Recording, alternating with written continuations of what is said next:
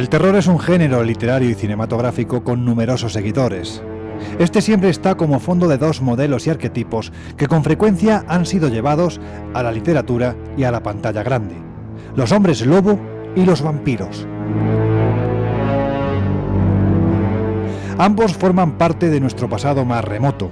Hoy son solo interpretados como simples mitos y leyendas, pero hubo un tiempo en que fueron considerados reales. En ellos existe tanto reflejo de nuestros temores más íntimos que podríamos considerarlos una parte de nosotros mismos. Analizar su simbolismo podría ser un medio para profundizar en nuestro propio inconsciente. ¿Qué es ese atavismo que te llevamos nosotros dentro y que nos lleva al miedo dentro de nuestras madres, ¿no? Donde ya existe el miedo? El hombre nace con el miedo y muere con el miedo. Acecha en la oscuridad, entre las sombras. No son ni hombres ni animales, no están vivos ni muertos. Forjado por la misma sustancia que los sueños, se encuentra el miedo, acechando al viajero impenitente. El miedo es parte de la condición humana. Somos criaturas diurnas. Nuestro reloj interno está sujeto a una alternancia entre luz y oscuridad. Es al llegar la noche cuando dormimos o bien somos intrusos en un territorio que no nos pertenece. Durante el día nuestra razón está alerta, pero durante la noche bajamos la guardia. Hace siglos que sabemos que nuestros sentidos son muy inferiores a los de los animales nocturnos. En su territorio pasamos a convertirnos de depredadores a presas.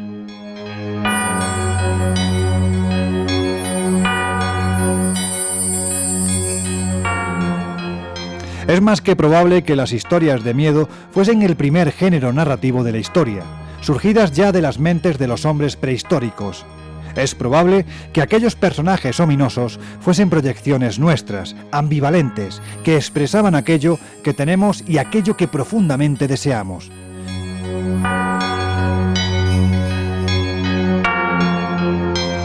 Criaturas a medio camino entre el hombre y el animal, que representaban los poderes de la noche. Eran verdugos nuestros y al tiempo héroes, porque con su dominio de la noche y de la muerte nos redimían. Tan fantásticos e imposibles como cualquier ideal o arquetipo, y a la vez tan reales que durante milenios el hombre no ha dudado de su existencia. De toda esta galería de monstruos, los vampiros y los licántropos son sin duda los más universales, los que mejor representan esa parte oscura de la naturaleza humana, que a duras penas podemos reprimir. Aunque sean los protagonistas de nuestras pesadillas, son más que ningún otro aquello que en secreto a todos nos gustaría ser.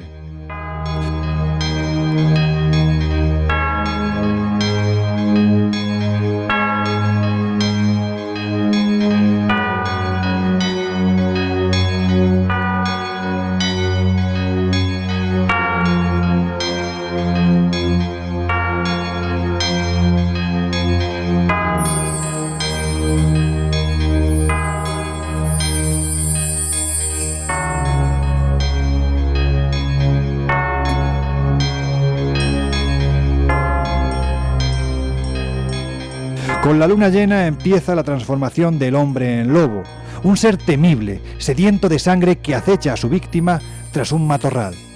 Durante décadas se ha difuminado la diferencia entre el licántropo y el hombre lobo, pero existen diferencias.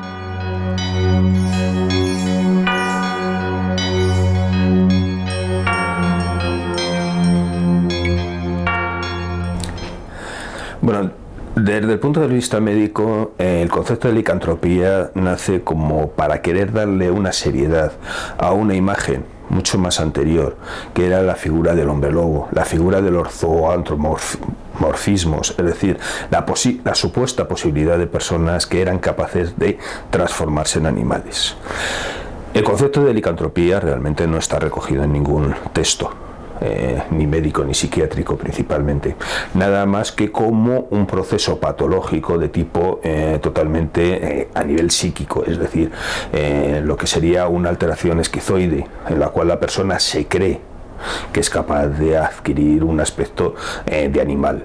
Sin embargo, si se quiere encontrar la raíz de esto, hay que perderse mucho en el tiempo, hay que perderse en los inicios de las religiones a nivel de las figuras, las figuras de las diferentes religiones más de tipo chamánico, por llamarlas de alguna forma, en las que la simbología del animal está en relación directamente con el poder del propio chamán en sí.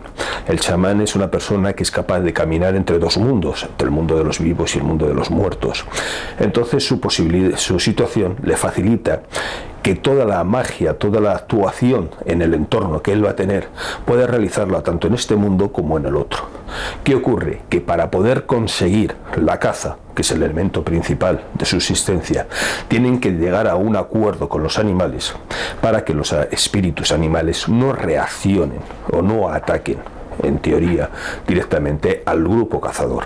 Esta situación se conseguía con el chamán porque él entraba en contacto en el mundo espiritual con esos animales de poder, con esos símbolos animales, con esos espíritus animales que entraban a formar parte en un momento determinado de ser los representantes o los cuidadores de ese grupo cazador en sí.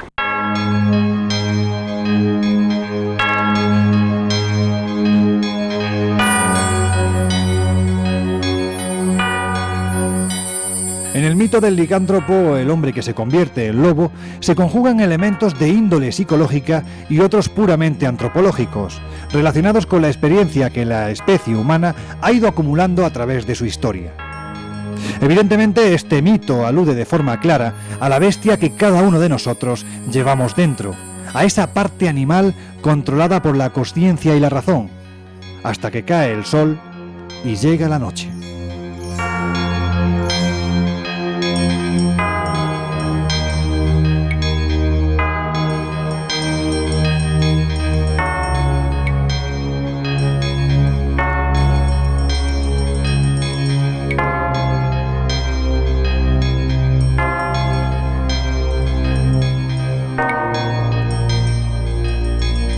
En todas las culturas desde hace milenios, la razón se ha vinculado a la luz y al sol, mientras que los instintos se han vinculado a la noche y a la luna, como máxima expresión de lo nocturno, algo que sigue levantando controversia entre los expertos.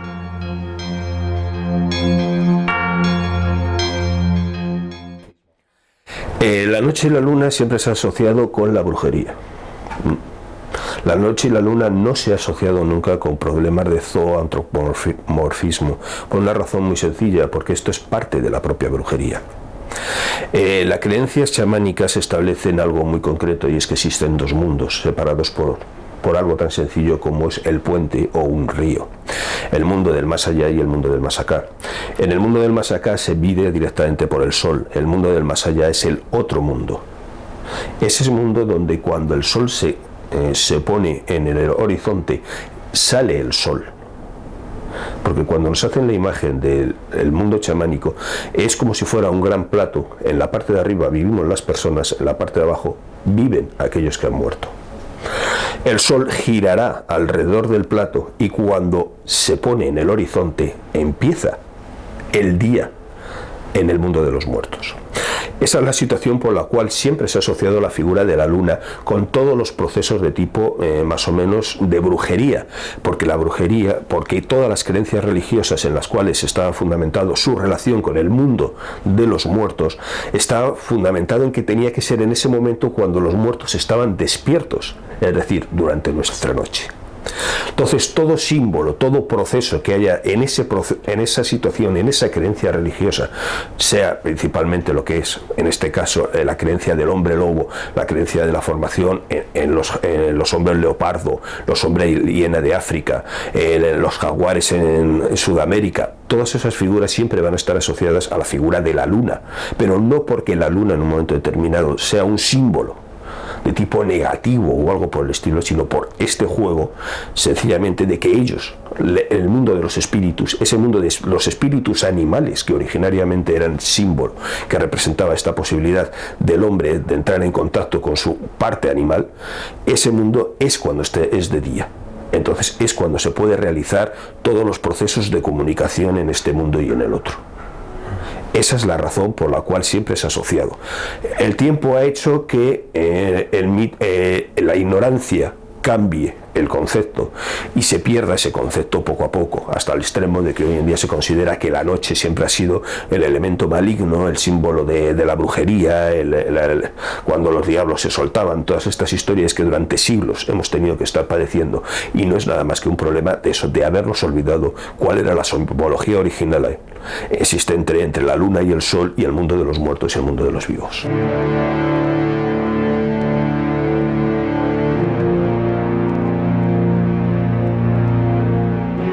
En el mito del licántropo, el hombre que se convierte en lobo, se conjugan elementos de índole psicológica y otros puramente antropológicos, relacionados con la experiencia que la especie humana ha ido acumulando a través de su historia. Evidentemente, este mito alude de forma clara a la bestia que cada uno de nosotros llevamos dentro, a esa parte animal controlada por la consciencia y la razón, hasta que cae el sol y llega la noche. En todas las culturas desde hace milenios, la razón se ha vinculado a la luz y al sol, mientras que los instintos se han vinculado a la noche y a la luna, como máxima expresión de lo nocturno, algo que sigue levantando controversia entre los expertos.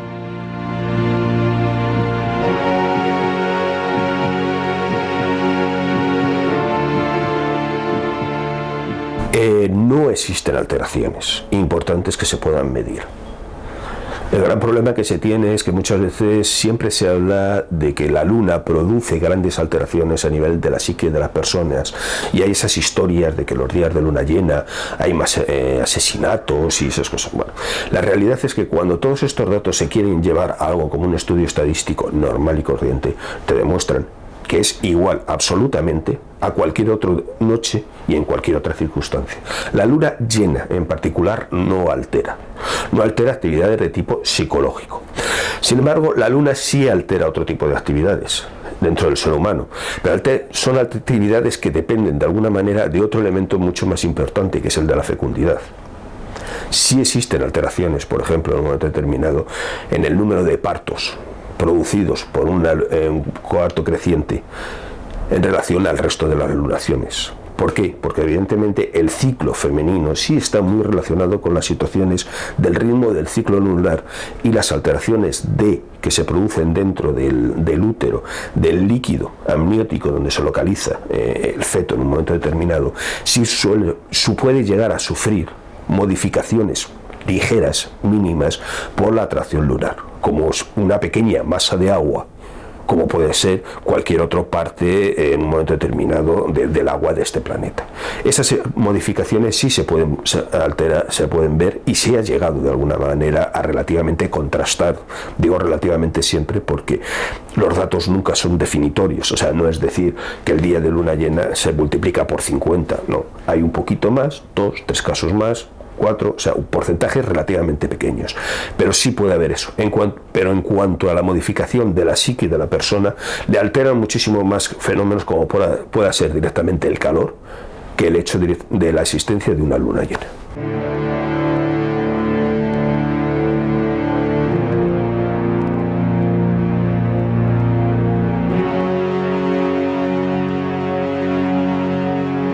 ¿Afecta la luna a nuestra conducta? La idea está tan anclada a lo popular que el término lunático se asocia desde hace siglos al enfermo psíquico. Sin embargo, la mayoría de los especialistas niegan esa influencia de la luna sobre el hombre, considerándolo poco más que una simple superstición, pero puede que estén equivocados.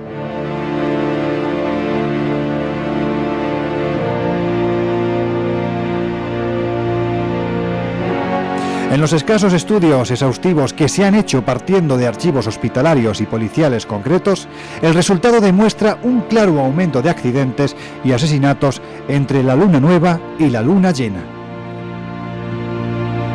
En el año 1978, el psiquiatra estadounidense Arnold Lieber publicó un innovador libro sobre la relación de las fases de la luna y nuestra conducta, algo que, por otra parte, parece bastante lógico. El cerebro humano es mucho más sensible de lo que habitualmente se cree a los cambios estacionales y a las circunstancias físicas y del clima que nos rodean. Si la Luna, por tanto, por su cercanía influye en el electromagnetismo terrestre, no es de extrañar que lo haga también sobre nuestro comportamiento. Se trataría, sin embargo, de una influencia, un condicionante que en el último instante puede ser controlado por nuestra razón. No se trataría, por supuesto, de una metamorfosis como la que experimentaría el hombre lobo, hoy una creencia supersticiosa, inadmisible y absurda, pero hace pocos años considerada una verdad incuestionable, no solo por el pueblo, sino también por instituciones con tanto reconocimiento como la eclesiástica o la judicial. Solo en territorio francés, entre 1520 y 1630, se registraron nada menos que 30.000 casos de licantropía. Muchos de estos fueron juzgados y condenados, y algunos gozaron de gran repercusión social, como el caso de Gilles Garnier, quien, tras confesar haberse convertido en hombre lobo por las noches y bajo esa forma haber asesinado y devorado a varios niños, fue quemado en la hoguera el 18 de enero de 1574. El juicio más célebre por licantropía fue el del hombre lobo alemán Peter Stuyff, que fue condenado en Colonia en el año 1589. Quién sabe si víctima de las torturas inquisitoriales o de su propio delirio, confesó haber sido el autor de numerosas muertes bajo la forma ni más ni menos que de hombre lobo.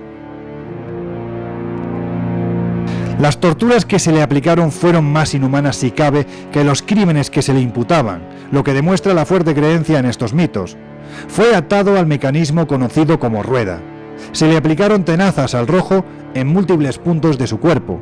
Se le quebraron brazos y piernas con mazos, y después se le cortó la cabeza y se quemó el resto de su cuerpo en la hoguera. Psicológicamente, la transformación significa una catarsis total, una liberación de nuestra parte animal.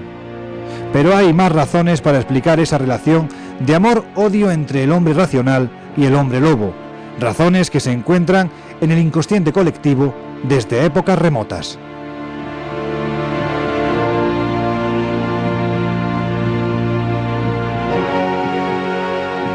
Puede decir que es un arquetipo, ¿no? Cambian los nombres, cambian un poco si quieren las circunstancias, pero lo que son los comportamientos, lo que es un poco esa actitud devoradora, ¿no? Porque siempre es un animal de presa el que se transforma en este tipo de mitos, ¿no? Esa actitud siempre es la misma, y de ahí que se haya recogido como un mito pavoroso en casi todas las leyendas, ¿no? Hasta el punto que después ha derivado pues casi en un mito menor que ha servido para asustar a los niños cuando no hacían una determinada cosa o cuando no llegaban a casa a la hora que sus padres querían llegar, ¿no? Se las asustaba precisamente con el hombre lobo. Y ahí fíjate que hay una deformación del mito bastante interesante, porque se dice que hay como dos hombres lobos, uno que serían los hereditarios y otro serían los voluntarios, aquellos que se quieren transformar en hombre lobo en una determinada circunstancia, sobre todo cuando hay luna llena y gracias a rituales mágicos, sobre todo de magia negra.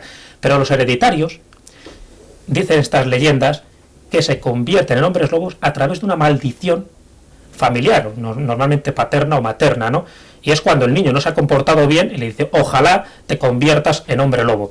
En Asturias, por ejemplo, hay una leyenda preciosa que es la del lomo cerval, que refleja todo esto. Es el niño díscolo, no se comporta como sus progenitores quieren y al final les cae una maldición encima y se transforman en hombres lobos que tienen que estar vagando continuamente hasta que esa maldición deja de tener sus efectos o cumplir sus efectos. Pero si no es así, sería hereditaria, a diferencia de los mitos gallegos, que esos son más sui generis y todavía como mucho más chocantes, porque dice que se convierte uno en hombre lobo si eres el séptimo hijo varón consecutivo. Si es al revés, es una mujer, y son la séptima mujer consecutiva, no se convierte en hombre lobo, sino en meiga.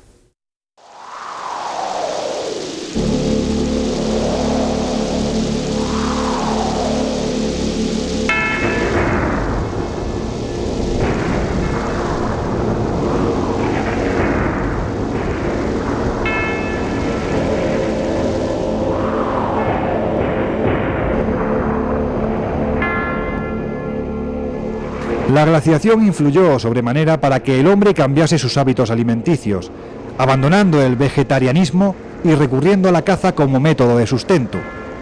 El lobo se convirtió así en un modelo al que imitar, un ejemplo del que aprender a la hora de cazar. La licantropía se convirtió en un anhelo para los cazadores prehistóricos.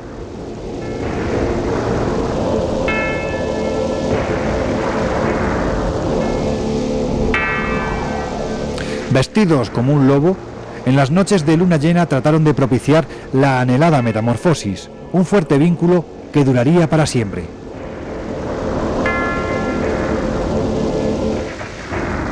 Pero una vez que desapareció la glaciación, el hombre se convirtió en agricultor y ganadero, mientras que el lobo continuó siendo un depredador que arremetía contra los rebaños que servían como sustento a los hombres. Así, de modelo a imitar y aliado, el lobo pasó a convertirse en enemigo, en adversario. La metamorfosis del hombre en lobo se convirtió así en una maldición, o en la aspiración de algunos marginados que, para vengarse de la sociedad establecida, no dudaban en buscar la complicidad del diablo para convertirse en licántropos, saliendo así, bajo la luz de la luna, de la miserable existencia que les había tocado vivir, a la que tenían en ese momento.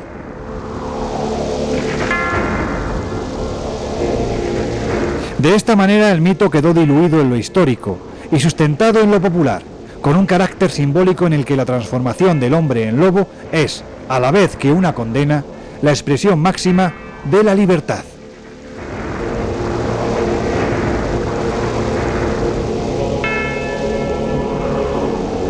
Bueno, pues esa película es un poco cuando yo estaba viendo a Nicholson y dice, hombre, ahora yo acabo de escribir un guion ahora que se llama Los ojos del lobo, que no sé si se llevará a cabo con Estados Unidos, lo quiero hacer, donde acentúo todo esto y además pues esa sensación de encontrarse de nuevo con una libertad absoluta, con la naturaleza, con todas estas cosas, porque el hombre lobo es bastante ecológico, ¿no? Sí. Aunque ahora la habíamos introducido en la ciudad, ¿no? en las grandes metrópolis, pero lo cual contrasta más con su auténtico mundo, ¿no? Que procede de los bosques espesos y tal. Creo que hay bastantes elementos que explican en gran parte, aparte de que siempre habrá un elemento que nunca conoceremos del todo, pero elementos que más o menos uno pueda como diría yo, extraer como conocimiento del género. Yo, por ejemplo, primero hay una catarsis evidente. Es decir, los horrores que suceden ahí, saben que a ti no te van a suceder, pero los vampiros y los hombres lobos no existen. O bueno, existen, pero de una manera un tanto peculiar y que habría que discutir. Porque en el origen de toda leyenda hay una verdad, esto está claro, ¿no? Y, por ejemplo, hay un caso muy curioso de licantropía que es el de Adolfo Hitler. Adolfo Hitler era un licántropo clásico. Sus doctores escribían sus fases de licantropía en noches de luna llena, donde se volvía medio loco en su despacho, mordía las alfombras, babeaba, destrozaba los libros, y además cuando amanecía y acababa la luna llena firmaba las más terribles sentencias que se pueden imaginar. Se transforma en hombre lobo solo los viernes que cae luna llena, no otros días. ¿El por qué? Hombre, habría que adentrarnos un poco en el simbolismo de la luna llena. Siempre se ha asociado a determinadas divinidades lunares, como era Hécate y todo su cortejo de divinidades infernales, de divinidades del inframundo, ¿no? Y Hécate era una de esas divinidades asociadas a la luna, y en concreto a la luna llena, y muchos de estos mitos que proceden de la mitología y de leyendas pues bastante difusas, ¿no? Pero casi todas perdidas un poco en la noche de los tiempos, y nunca mejor dicho cuando hablamos de la luna llena, se asocia precisamente a la luna, es decir, es un simbolismo lunar precisamente como reina de los espíritus que salen justo cuando la luna aparece en el horizonte, ¿no? A diferencia de los espíritus diurnos o de luz, que son los que de alguna forma sustituirían o serían un poco pues el cortejo de las divinidades solares, donde se asociarían pues muchos de estos que acabas de citar, como eran los duendes, como eran las hadas, que se asocian más a ese aspecto benéfico solar. Siempre la luna se asocia a los animales o espíritus que tienen que ver con el mundo de los muertos, con la sangre, con lo pavoroso, con lo macabro, y normalmente pues con los asesinatos perpetrados pues contra no solo seres adultos, sino contra los niños, ¿no? Porque los niños siempre han sido víctimas propiciatorias no solo de los hombres lobos, sino también de los vampiros.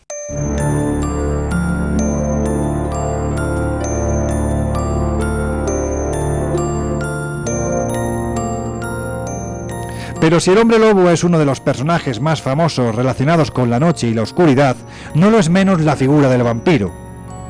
En la imaginación popular hay una zona intermedia entre la vida y la muerte, un lugar en el que los muertos no están vivos, pero tampoco han cruzado al otro lado. Un terreno de nadie dominado por los conocidos como no muertos.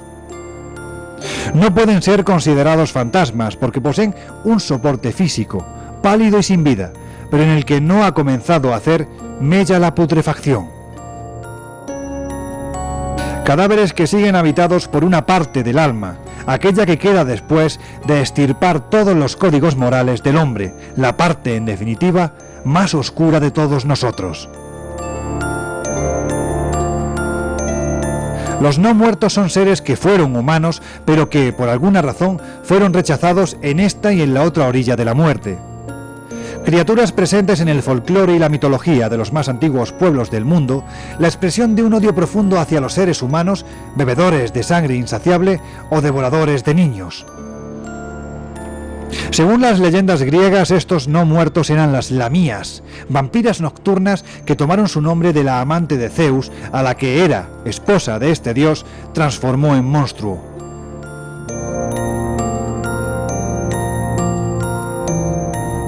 Fue también Lilith, el espíritu sediento de sangre, heredado de Babilonia, que recorría por las noches los desiertos judíos, o Estrigoiu, en su versión griega, y así aparecen bajo múltiples nombres y formas en todas las tradiciones.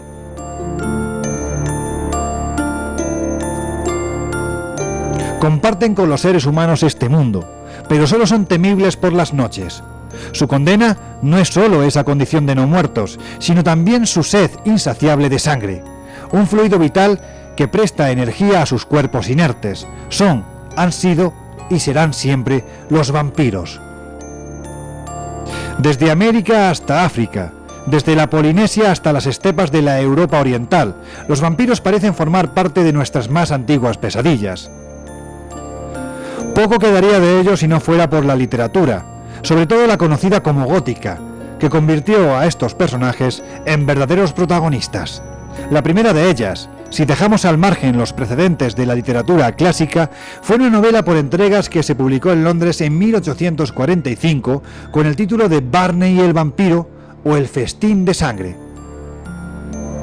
Eran 220 episodios a un penique cada uno, en los que aparecieron muchos de los tópicos relacionados con el vampirismo: cruces, estacas, doncellas muertas y, por supuesto, la sangre. Ya antes, la personalidad del vampiro había sido diseñada con mayor genialidad, pero menor éxito, por John William Polidori, médico y secretario de Lord Byron, en un cuento titulado El vampiro. Su protagonista, Lord Ruthven, reuniría todos los elementos modernos del mito. Pero tanto este personaje como Carmilla, la vampira lésbica de Joseph Sheridan Le Fanu, quedarían eclipsados, como muchos otros, por el más famoso de todos los vampiros, el más sugerente de los personajes que ha dado la literatura del terror. Hablamos, cómo no, de Drácula. Welcome to my home. And it's really of your own will and leave some of the happiness you bring. Count Dracula. I am Dracula. And I bid you welcome, Mr. Harcourt, to my house. Come in.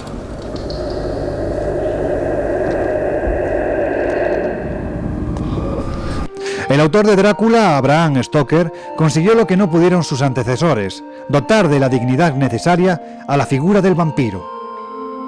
Este no deja de ser víctima de su destino y lo asume honorablemente. Su sed es más simbólica que nutritiva, porque la sangre no es más que la vida misma. En el beso del vampiro se toma el alma, se succiona la voluntad de ser. Drácula no es el villano típico de toda la vida, es el máximo seductor. Sus víctimas se entregan a él completamente extasiadas. Emperador de las sombras, domina a las criaturas de la noche, y libre de afectos y prejuicios morales, no hace sino seguir los designios de su propia voluntad, rompiendo así todas las barreras. Es lo que todos desearíamos ser si tuviésemos valor para ello. El crucifijo o el agua bendita que utilizan para luchar contra él no son sino el símbolo de las normas establecidas, de lo que socialmente se asume como conveniente. Al final, el vampiro siempre es sacrificado, por todo lo que tiene como símbolo desestabilizador. Al parecer, Bram Stoker se inspiró para crear el personaje que le haría inmortal en un noble valaco, el príncipe Vlad Tepes, un temeroso perseguidor de los turcos que cometió tremendas atrocidades con sus enemigos, entre ellas empalarlos y despedazarlos. Cuando hablamos del vampiro, también nos perdemos un poco en esa noche de los tiempos, donde no hay un origen claro. Se sabe que es legendario, se sabe que siempre ha habido criaturas, tanto del otro lado del espejo, de la otra realidad, de aquello invisible, que se encargaban de vez en cuando de materializarse para vampirizar, para chupar la sangre de los seres humanos, y vampiros de carne y hueso, vampiros cotidianos, vampiros humanos, que han ejercido esa misma función. Pero claro, aquí tendríamos que hablar como de distintos aspectos dentro de este mito, que es el aspecto legendario, donde las leyendas dan pie, ¿no?, y hacen hincapié también en todo este tipo de parafernalia. El aspecto histórico, es decir, aquellas personas que han generado el mito del vampiro. Vlad Dracul, el príncipe de Valaquia, pues es el caso más representativo, y después el caso más paradigmático y casi pues el más actual, ¿no?, que es el médico, es decir, las repercusiones psicológicas que tiene toda esta mitología, porque hay personas que se consideran que son vampiros, pero al igual que ocurría con el hombre lobo, hay un aspecto fundamental de enfermedad mental, ¿no?, de enfermedad que genera todo este tipo de psicosis o de alucinaciones, y también, por supuesto, una enfermedad que les hace ingerir o absorber sangre humana, pues por determinados procesos metabólicos que han degenerado, ¿no?, en esa enfermedad, y que han sido muy estudiadas además por médicos. Se sabe que hay un componente fundamental en muchos de los procesos de hombres lobos, por ejemplo, que era la rabia, y algunos de los procesos inquisitoriales en que a pobres desgraciados se les llevó a la hoguera, pues no era ni menos que gente que había sido mordida por lobos y que les había generado esta enfermedad, que era la hidrofobia, que era la rabia, y habían muerto pensando que eran hombres lobos. Bueno, pues con el vampiro pasaba algo parecido, ¿no? Eran personas que necesitaban ingerir sangre humana, pero por una cuestión fisiológica, y se les pensó que eran vampiros, y se les aplicó pues todo tipo de torturas asociadas a los vampiros, incluso su muerte, ¿no? Y ahí nos metemos pues uno de los mitos fundamentales, que es cómo poder acabar definitivamente con alguien que dice ser un vampiro. ¿Por qué el vampiro hoy en día tiene una importancia? Hoy en día, más que, por ejemplo, otros zoantropomorfismos como puedan ser el hombre oso, o como pueda ser que ha desaparecido casi completamente esa figura dentro de la cultura europea, o la figura incluso del hombre lobo, que bueno, que dentro de lo que cabe ha sobrevivido. Ha sido por una razón puramente cultural. Ha tenido una circunstancia que, sin duda alguna, el elemento literario lo hizo tan famoso y lo extendió tanto originariamente, por la figura principalmente, originariamente el vampiro de Polidori y posteriormente Drácula de Bram Stoker, dio una figura tan organizada que ha ido con el tiempo superándose poco a poco a sí mismo. Se ha convertido en uno de los mitos por autonomasia de nuestra cultura. Hoy en día el vampiro ya no produce miedo, produce admiración. La figura ha ido cambiando con el tiempo, de tal manera que hoy no podemos hablar de un vampirismo de miedo, no tiene sentido, es más otro tipo de vampirismo. El vampirismo hoy no es aquellas figuras de muertos salidos a los 4 días de la tumba buscando sangre en un momento determinado y que pasada una semana se volvían a la tumba normalmente. Esa figura tan sumamente, a veces un poco ridícula, que era tan fácil de engañar como echando un puñado de granos de arroz en medio de un cruce de caminos. El vampiro se pasaría toda la noche recogiendo los granos de arroz y cayéndosele de las manos hasta que saliera el sol y lo destruyera. Esa figura tan sumamente absurda hoy se ha convertido en una especie de dandy, de mito absoluto de la elegancia, de la supervivencia. Es esa figura de la inmortalidad por encima de todo, y llega hasta el extremo de que ya no el vampiro ya no depende, ya no tiene esa dependencia de la sangre para supervivir, sino que es capaz incluso de elegir. Esa figura mitológica nueva que hemos creado no tiene nada que ver originariamente con el miedo atávico del vampiro. Más que nada por una razón, porque el miedo del vampiro fue principalmente en el siglo XVII y XVIII, cuando se asoció a las grandes pestes, pero realmente en Europa el miedo era al hombre lobo. Porque ese sí se vivía, el lobo sí se vivía, era un miedo continuo, era una lucha continua dentro de las ciudades y dentro de los pueblos. El lobo podía crear la muerte en cualquier momento. Lo otro era un símbolo que, bueno, que en un momento determinado tuvo más o menos su gracia y su extensión, y sobre todo su extensión gracias al elemento literario, nunca el miedo real de otro tipo.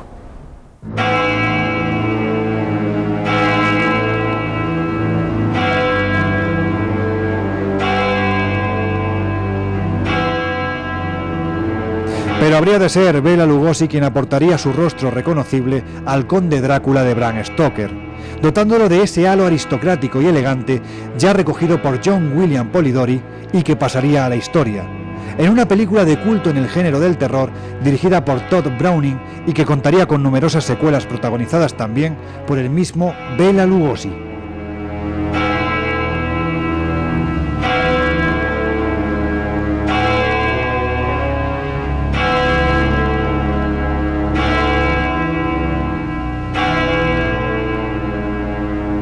Años después, en plena efervescencia de la productora británica de cine de terror Hammer, fue Christopher Lee quien popularizó el personaje para la pantalla grande.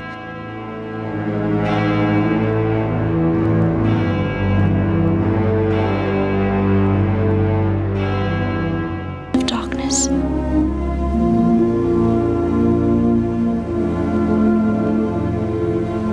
Our love is stronger than death. Hasta que en 1992 sería Gary Oldman quien encarnaría de nuevo y de forma magistral al personaje en la excelente versión de la novela dirigida por Francis Ford Coppola.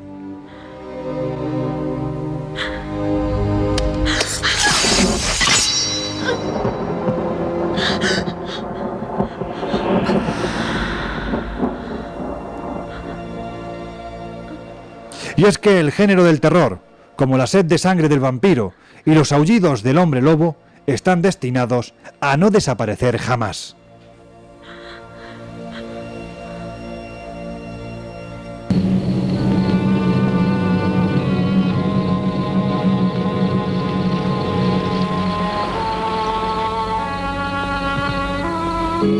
Caminaste por un sendero de espinas, pero no fue culpa tuya. Así como la lluvia empapa la tierra y el río muere en el mar, así camina el hombre hacia su fin predestinado. Tus sufrimientos han terminado. Ahora descansas por fin